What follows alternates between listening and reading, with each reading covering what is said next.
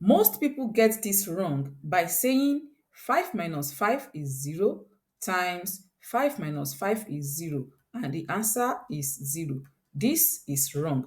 To solve this, we have 5 minus 5 times 5 minus 5.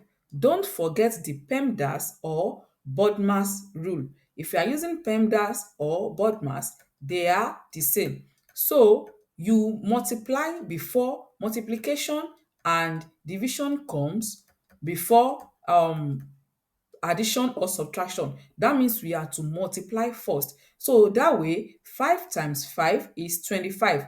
So we have 5 minus 25, then minus 5. So 5 minus 5, that will become 0. Then the answer will be negative 25.